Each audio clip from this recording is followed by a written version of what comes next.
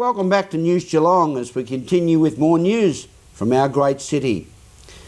A $26 million social housing development will appear on the doorstep of South Geelong residents later this year, but not without controversy, which has upset the locals as a result of a non-consultation process through the Victorian Government Department of Planning, as Erin Pearson reports. Planning Minister Justin Madden earlier this month announced that there will be increased community consultation on Stage 2 of the Murrible Street housing project. Following a large community backlash, Mr Madden was forced to reel back plans in order to increase discussion over the project so development does no longer concern local residents. Madden said, "I've instructed Vic Urban to seek further input from the local community and interested stakeholders on the content of the final form of Stage 2 of this significant residential project.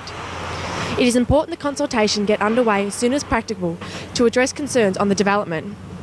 The revised plans will then be displayed for 2 weeks at the City of Greater Geelong offices, along with information about social housing standing advisory committee process. Vic Urban proposes to build a mix of 91 apartments and townhouses, of which 30 will be funded under the Social Housing Initiative, along with 3 convenience retail outlets."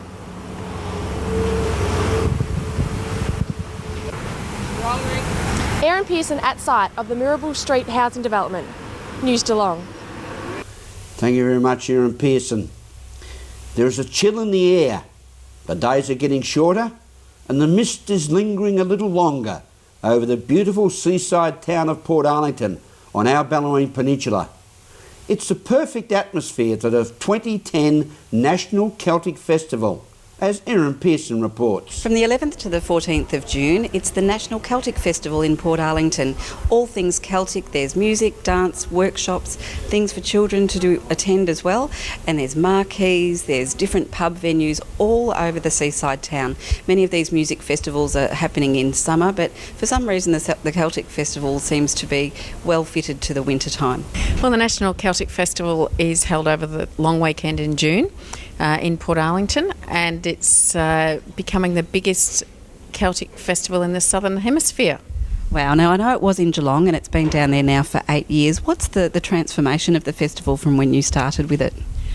Well, basically the whole thing's been transformed really, from anything from marketing, images. You'll see the black and white image. We've sort of picked it up and started again in Portarlington. So it's been very successful, and we're actually having trouble keeping up with the punters. So it's been a fantastic move.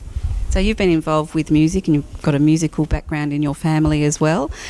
What's been the love of the Celtic side of the musical area? Well, for me, I don't know where the passion comes from, but there's certainly the passion that's driving me personally to make this the best festival. And you're right, I've grown up in the Celtic tradition with dance and music, playing in bands, and my mum's an Irish dancing teacher and still is in Port Fairy. And both my parents have been involved in events and festivals since before I was born. So for some strange reason, it's done a full circle and I'm doing exactly what they did. Now, you may compare them, I guess, with the Port Fairy Folk Festival, and I'm sure your parents were involved with that one. Now, what sort of artists are similar in the two? Oh, that's a tricky one. I suppose that the similarities in the festivals, for a start, are our festival is probably like Port Fairy used to be when I was a child, basically. We still have a strong participation side, so we have a lot of workshops. So any of our performers, you can get the chance to see them up close and personal and learn something from them, whether it's language or music or dance or art, singing. So all of our artists are involved in the workshop side of it, and we're also bringing performers from all over Australia as well as international now. So top quality performers and top quality venues. So different to Port Fairy, but just as enjoyable. And some headlining acts this year?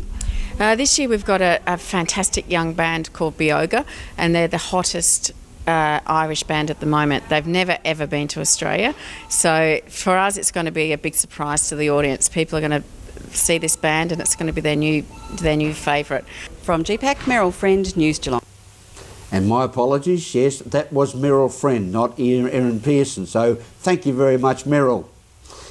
Geelong currently has an unemployment rate of 6.5%, which is above the national average. On July 8 this coming year, at the Geelong Arena, we will hold a Jobs Expo to give locals a chance to find new skills or upgrade existing skills to help them find the right job, as Erin Pearson this time reports. The City of Greater Geelong has welcomed a federal government announcement that Geelong will host a Jobs Expo at the arena on July 8. Economic Development Portfolio holder Rod McDonald said the Job Expo will be an enormous boost to local industries and in particular construction. Yeah, look, this is a federal government initiative that Council's really pleased to be part of. We'll be actually holding it out at the arena on the 8th of July. It's a meeting place for prospective employees and also the employers to see who's out looking for jobs. And who in particular do you think will benefit from the Expo? Look, I think it's a great thing for the whole community. Obviously, job seekers out there will have the opportunity to canvass jobs, and also employers at the same time will have an opportunity to see who's out there and what their skills are. And so I think it's an all-round win-win situation. Now, the announcement comes on top of another announcement that there's going to be increased funding for the Kickstart program. Can you tell us a little bit more about this as well? Yeah, look, Kickstart's again another federal government initiative. It's aimed at recruiting apprentices for small to medium enterprises, and the federal government's just increased the bonus of $5,000 up to $5,000 for the hiring of a new apprentice. So a big boost for jobs in Geelong, Rod? Absolutely, and we're looking forward to creating many more. So it's two great initiatives, and we wish everyone all the best with it. Erin Pearson for News Geelong. Thank you very much, Erin. Yes, and don't forget that date, July 8 at the Geelong Arena for the Big Jobs Expo. This is News Geelong on Channel 31 this Wednesday evening, as we go to a break and return with sport and weather after this.